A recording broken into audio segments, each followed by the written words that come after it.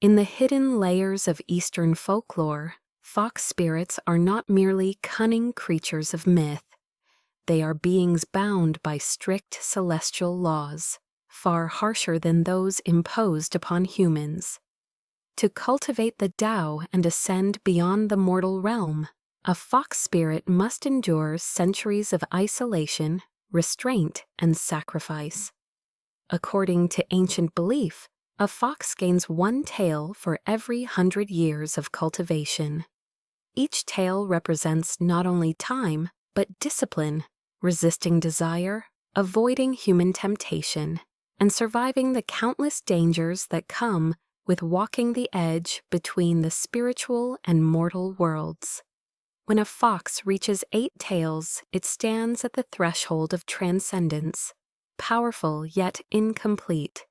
However, the most brutal law descends in the 9th century. When a fox enters its 900th year, it must fulfill a human wish. Not a symbolic gesture, not a minor favor, a genuine wish spoken from a human heart. In exchange for granting that wish, the fox must sever one of its own tails, cutting away a century of cultivation. Only if the human's wish is selfless, wishing not for wealth, power, or longevity, but for the fox itself to grow its 9th tail, can the fox complete its transformation into a true 9-tailed fox. Yet the human world is filled with desire. People pray for health. They beg for fortune. They ask for revenge, love, success, and survival. Who would waste such a rare wish on the future of a fox spirit? And so, countless foxes stall at 8 tails, wandering between heaven and earth, unable to advance or retreat, burdened by time and longing. This cruel law of heaven ensures that transcendence is never achieved by power alone, but by encountering a human heart free of selfish intent. It is under this unforgiving law that the story truly begins. On a quiet winter night, long before my birth, my great-grandmother stepped out into the courtyard to close the wooden gate before sleep. Snow dusted the ground lightly, and the moon hung, pale and distant, illuminating the frost-covered roof. That was when she saw it. A white fox sitting calmly atop the gate's eaves, its 8 tails flowing behind it, like silk threads woven from moonlight. It breathed slowly, rhythmically, as if drawing the cold night air into its cultivation. My great-grandmother was young then, barely in her 20s. She felt fear, yes, but stronger than fear was reverence. She had spent years immersed in Buddhist teachings, learning to quiet desire rather than chase it. Afraid of disturbing the fox's meditation, she remained motionless in the courtyard, waiting. Minutes passed, then half an hour. Her legs grew numb from the cold, yet the fox did not move. As she finally turned to return inside, the fox leapt down silently and stood before her. Panic surged through her chest. She thought she would be attacked. But before she could call for help, the fox spoke in a calm, ancient voice. "Do not be afraid. Tonight I have reached the final threshold of my cultivation. Meeting you is fate. I can grant you one wish." My great-grandmother did not rush to speak. She thought of her life, poor but peaceful, difficult yet whole. She remembered a passage from the sutras. Return upon return, all paths lead back to truth. Then she said softly, "I have no wish for myself, but sir, the teachings say that 9 returns make completion. You have 8 tails, that is not yet whole. My wish is that you grow your 9th tail and reach true fulfillment." The sky responded. Clouds of 7 colors spread across the heavens. A massive 9-tailed white fox appeared above the courtyard, radiant and overwhelming. Moments later, it transformed into a dignified man, his presence both majestic and restrained. "I am Hu San Taye of the Hu clan," he declared. Your kindness will be remembered, should your descendants ever inherit the path of spirit cultivation. My clan will guide and protect them. With that vow, destiny was sealed quietly, irrevocably. I was born decades later, under conditions that would have gone unnoticed by ordinary people, but not by spirits. Born at a yin hour, on a yin day, in a yin month, my 8 characters formed what practitioners call a pure yin destiny. Such a body is fragile, vulnerable, yet uniquely compatible with spirit descent. It is the ideal vessel for immortals to borrow, but an unbearable burden for a human child. By the age of 8, the village whispered that I was mad. I avoided empty roads at night, detouring for no visible reason. I shouted strange names, Black Brother, White Brother, outside houses where death would soon follow. Inside my mind, everything was clear, painfully so, yet my mouth refused to obey. Words dissolved before reaching my tongue. Doctors failed, hospitals drained our savings. My parents sold everything they owned, but no cure ever came. The heavier their hope grew, the deeper my silence sank. One winter day, a ragged old beggar came to our door. We had little food, just thin corn porridge, but I heard a familiar voice in my mind urging me to give him my bowl. After he ate, the old man wiped his mouth and spoke plainly. This child does not suffer from illness of the body. It is an external affliction. A spirit has sealed his 5 senses to temper his soul. He explained that an immortal of immense power was refining me, protecting me, until my soul grew strong enough to bear the truth. Then came the warning. At 18, the seal will be lifted. But once he recovers, he must leave this village. If he stays, calamity will fall upon everyone.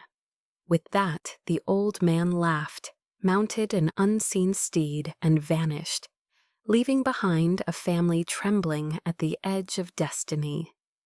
After the beggar vanished, life did not suddenly change. There were no miracles, no instant recovery, no signs that the burden placed upon me would ease any time soon. What changed was the way my parents endured. They stopped taking me to hospitals. They no longer begged doctors for explanations. Instead, they waited, quietly, painfully, for the future that had been foretold. In our home, time itself seemed to slow, every day measured against the distant marker of my 18th birthday. That was also when she began to appear, at first only in dreams. A young woman dressed in pale robes, her presence gentle yet unmistakably inhuman. She never frightened me. On the contrary, she felt familiar, like someone I had known long before memory began. She taught me how to recognize characters, how to read ancient scripts, how to quiet my breath and steady my thoughts. She never told me her name. She never explained why she was there. But every night, as dusk settled and sleep took me, I waited for her arrival, as one waits for dawn after a long night. Years passed in this manner. By the time I was 16, the girl in my dreams finally spoke more openly. She told me she belonged to the Hu clan, and that her name was Hu Xiaoba, 8th sister of the Fox family. She spoke of cultivation, of laws that governed spirits and mortals alike, and of the heavy responsibility that awaited those chosen as intermediaries between realms. Yet there were limits she would not cross. "I will not appear before you while you are awake," she once said. "Unless your life is in immediate danger, the laws forbid it." I did not understand then what kind of danger could be greater than the life I was already living. As my 17th year came to a close, the air around our household grew tense. My parents spoke less. They watched me more closely. Every creak of the door at night made them flinch. They remembered the beggar's words too well. And then, with less than a month remaining before my 18th birthday, fate began to stir. The invitation came from our western neighbor who had just completed building a new house. In celebration, a traditional Erin Juan performance was announced, a form of Vego's folk opera beloved across the Northeast. In our region, people often said, "You can skip a meal, but never miss Erin Juan." Before dusk, nearly the entire village gathered, yet something felt wrong from the beginning. There were no musicians, no tuning of instruments, only silence beneath the growing crowd. Then the village elder stepped onto the makeshift stage and cleared his throat. His voice carried an authority that silenced everyone instantly. Tonight, children under 12 and anyone born under the rooster or dog zodiac must leave, take them home. Whispers rippled through the crowd, but no one dared object. I noticed Hu Xiaoba's voice for the first time while I was fully awake. "Do you believe me?" she asked softly.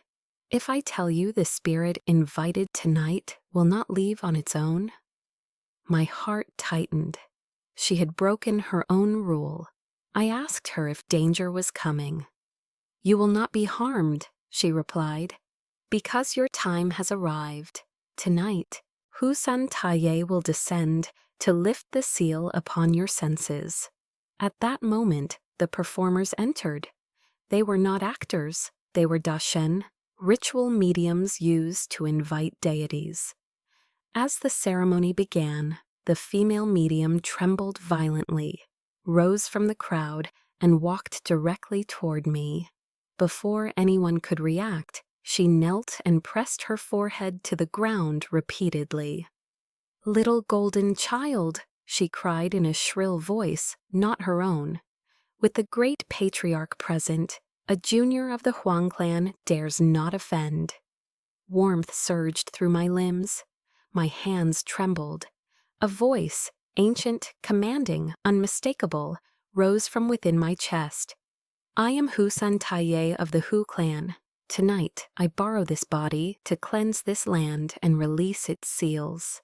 From that moment on, I no longer walked, I was guided. Under his command, boiling oil was prepared.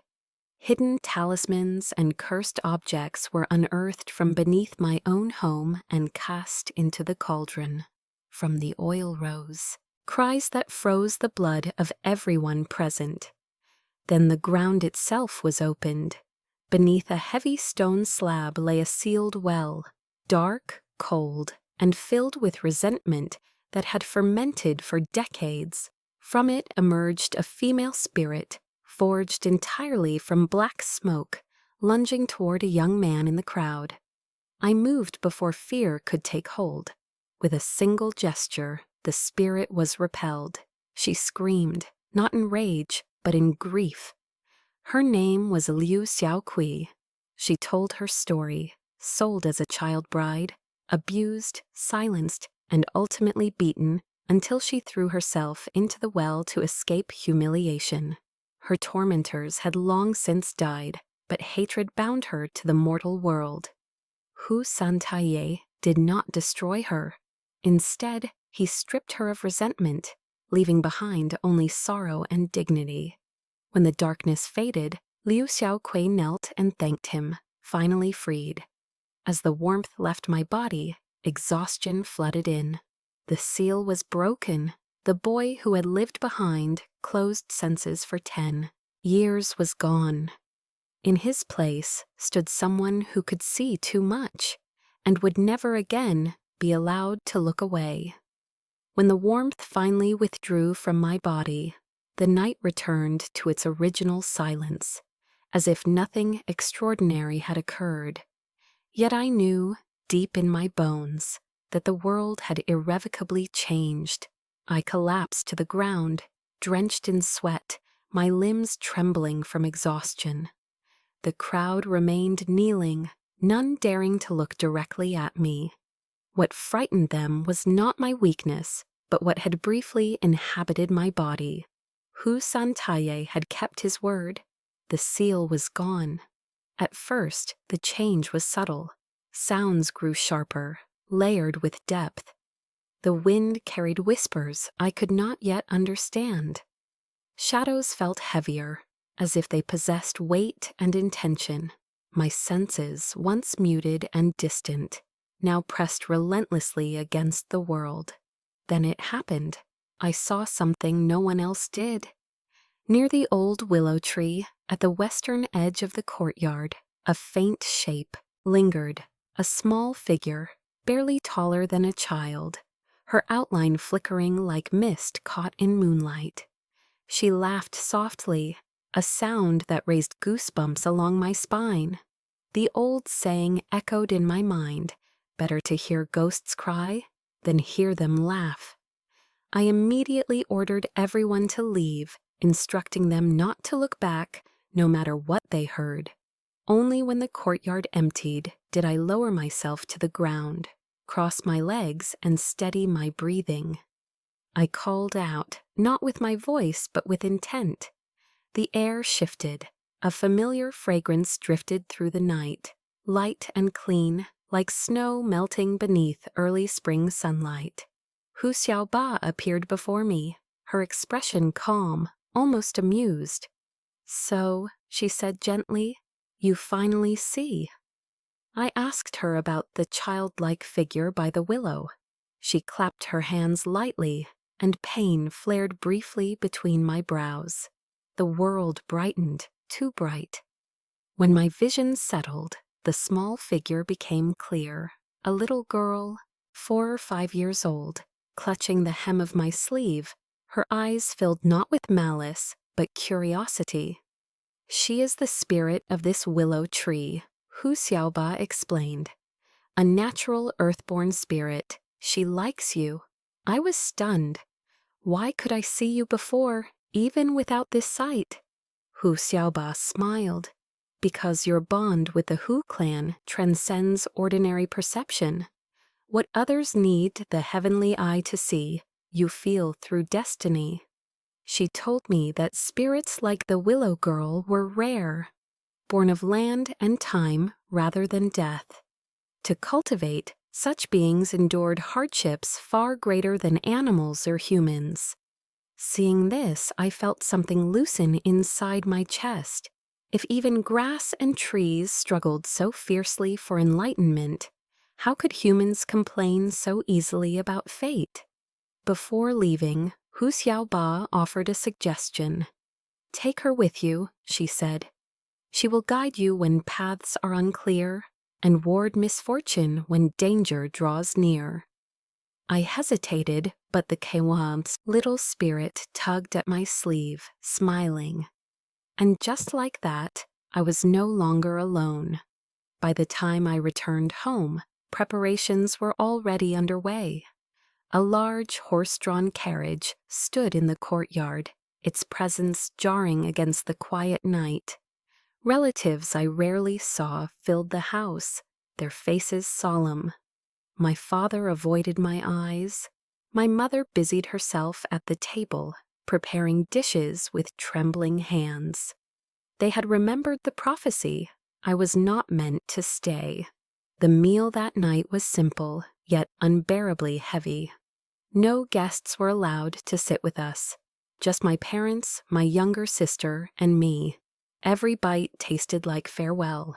My mother never cried, but her hands shook as she refilled my bowl one last time. Before dawn, we left. The carriage creaked as it rolled away from the village, the familiar shapes of rooftops dissolving into darkness. I did not look back. I could feel too many things watching from the shadows, some curious, some reverent, some resentful. As we crossed the old boundaries, I felt a subtle shift, like passing through an invisible threshold. Later, people would ask why fox and weasel spirits were once forbidden to cross beyond Shanghai Pass. They spoke of ancient edicts and broken oaths. But Hu Xiaoba once told me the truth. Laws made by emperors could not hold forever. When the world changed, when voices traveled thousands of miles and lights burned without oil, old restrictions lost their meaning. What mattered was not where we went, but what we carried with us. Halfway through the journey, my sister suddenly insisted we stop. Her face was pale, her eyes distant. Against reason, I agreed. We disembarked in a small city instead of continuing onward. 4 days later, she spoke words that shook me more deeply than any spirit encounter. "Brother," she said quietly, "my heavenly eye never closed. I see them too, and there is a Huang clan immortal following me." The weight of that realization nearly crushed me. I had hoped foolishly that this burden was mine alone. But destiny does not choose only one. As night fell, I stood by the window. The willow spirit curled beside me like a silent promise. Beyond the glass, the world stretched vast and uncertain. I understood then that leaving the village was not an escape. It was an initiation. The road ahead would be long, and every step would carry the weight of unseen eyes. Yet there was no turning back. Once the eye is opened, it can never close again. I had always believed that fate, when cruel, chose its victims carefully. I was wrong. The moment my sister spoke of the Huang clan immortal, the air in the room thickened, not with fear, but with inevitability. Some destinies do not arrive like storms. They arrive like debts long overdue. Unlike me, my sister had never shown signs of strangeness growing up. She did not avoid mirrors or mutter names no one else could hear. Her heavenly eye had opened quietly without madness or resistance, and that, I soon learned, was precisely what made her dangerous to herself. That night, I asked her to describe what she saw. She hesitated, then pointed to the corner of the room. "He stands there," she said. "Not close, not far, always the same distance." I followed her gaze. There was nothing. Hu Xiaoba appeared beside me, her expression unreadable. "Do not force your sight toward him," she warned. "The Huang clan does not like being examined." Later, she explained, the Huang clan, commonly known as Weasel Immortals, were cunning, pragmatic, and ruthless in their cultivation. Unlike foxes who relied on vows and karmic exchange, the Huang pursued power through contracts. They favored hosts who were emotionally vulnerable yet mentally stable. My sister fit that description perfectly. She was marked, Hu Xiaoba said quietly, not chosen. That distinction chilled me. Over the following days, subtle changes emerged. My sister became unusually calm, almost detached. She slept little, yet never appeared tired. She developed an uncanny intuition for people's intentions, often speaking truths that left adults uneasy. And then there were the offerings. Without explanation, she began leaving small portions of food untouched on her plate. Never meat, always grain or fruit. At night, I heard faint scratching sounds near the windowsill, followed by silence heavy enough to press against the chest. I confronted her gently. She smiled. "He says I don't need to fear him. He says we walk the same road, just on different sides." That was when I knew. The bond had already formed. Hu Xiaoba did not hide her concern. "A paired fate is the most troublesome," she said. "Two siblings bound to different clans, walking parallel karmic paths. If one stumbles, the other will be pulled down with them." I demanded to know if the bond could be severed. She shook her head. "Not yet. The Huang clan plays a long game. They do not fully descend. until the host accepts the price. What price? I asked. Hu Xiaoba's eyes darkened. Independence, emotional distance, and eventually, choice over blood. That night, the Huang immortal revealed himself, not to me, to her. I sensed the shift immediately, the subtle pressure change in the room, the way the candle flame leaned despite the absence of wind. My sister sat upright in bed, eyes open but unfocused. I heard his voice as if through water. "You see clearly," it said, "and you are not afraid. Walk with me, and you will never be powerless." I tried to intervene, calling upon Hu Santaye's name, but Hu Xiaoba stopped me. "This is her trial," she said firmly. "Interfere now, and you will damage her soul." The next morning, my sister remembered everything. She was not frightened. That terrified me more than possession ever could. From that day on, our lives diverged in subtle but irreversible ways. I was drawn deeper into ritual, mediation, and the balancing of resentments. She was drawn toward people, listening, advising, influencing. Where I dealt with the dead, she dealt with the living. Yet our karmic circle remained closed. When I encountered violent spirits, her dreams turned restless. When she faced emotional turmoil, my rituals faltered. It was as if the universe demanded equilibrium between us, enforcing a balance neither of us had agreed to. One evening, Hu Xiaoba finally spoke the truth I had been avoiding. "You are both anchors," she said. "You to the yin world, she to the human world. The Huang clan seeks to build influence through her. The Hu clan protects through you."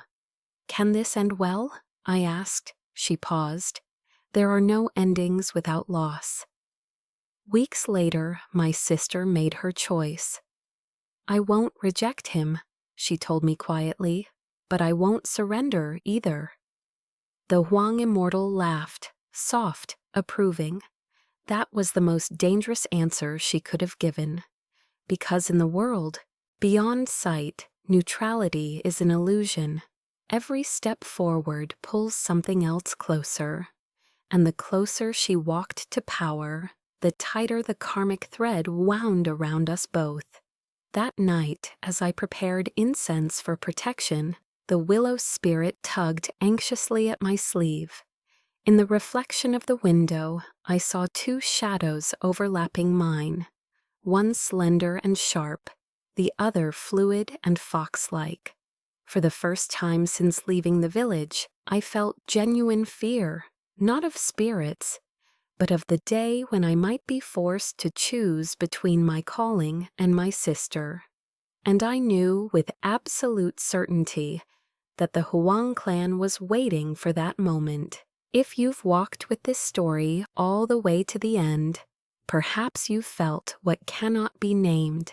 Subscribe and follow the channel to continue stepping into unwritten legends, stories that only emerge when the night grows quiet enough.